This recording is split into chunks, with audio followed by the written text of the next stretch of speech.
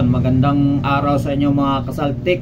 Ayun, may kunti akong ituturo sa inyo kung gusto niyo talagang pumasok sa gym, yung mga mahilig mag-gym tapos baguhan lang o mga beginner. Unang-unang gagawin nyo, mag-stretching kagaya nito. Yan, mga ginagawa dapat yan. Kasi pag hindi kayo nag-stretching, magkakaroon kayo ng mga masasakit sa mga laman-laman kasi hindi siya nadadaluyan ng dugo. Dapat niyo talaga itong gawin. Yan, pag-stretching na ganito. Huwag yung pagpunta mo sa gym ay magbubuhat agad ng mabibigat.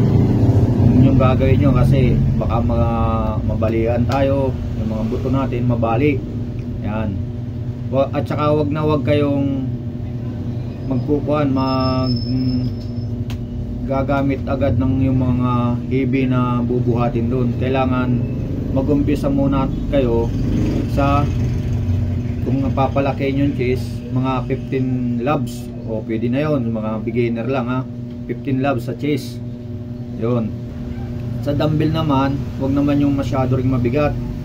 Gagamitin agad, pipirasahin nyo agad kasi parang sabi kayo, wag yung ganon. Dumaan kayo sa mga pamamaraan ng magandang proseso para ma-maintain yung laman, yung exercise talaga yung laman. Wag agad yung mabibigat kasi mamaya mabalian, mag-crack yung mga buto natin dito. Ay mga delikado talaga yan. Ayan. At saka lagi nakasapatos pag nasa gym, at saka baka mabagsak ka ng mga plate ng mga barbell, no? Kaya ingat-ingat kayo dyan sa mga pagpasok mo sa gym. Yan. Napakaganda ng exercise sa ating katawan at para ma-maintain natin yung laki ng katawan. Talagang ang pag-gym may sakripisyo yan, hindi yan pura mismo malaki agad. Dadaan ka dyan sa masakit ang katawan, masakit yung laman, yung mga ugat-ugat, parang namamanhid. Yun ay normal lang. Pero mga 1 week yan, pag tuloy-tuloy ang buhat ninyo, mawawala din yung mga sakit-sakit na yan, mawawala rin yan. Tapos ang pag-gym talagang lalaanan ninyo ng panahon, oras, at saka taon talaga, taon. Hindi instant noodles na pag nilagyan mo agad ng tubig at na lumambot, kakainin mo na agad. Yung pag-gym napaka-sakripisyo talaga sa buhay yan. Mag-ensayo talaga lagi kayo.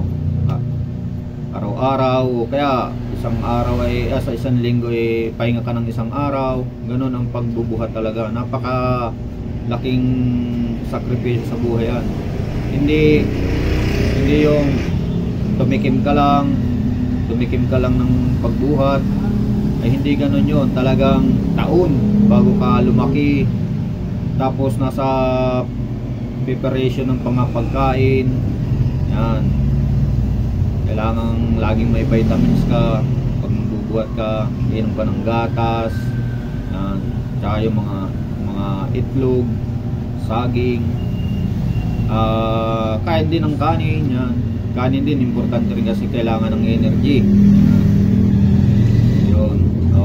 Paano mga kasaltik, hanggang dito na lang yung advice ko at saka tips sa inyo. Maraming salamat sa inyo.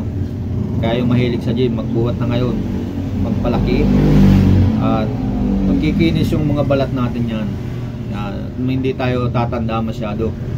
Maraming salamat ulit.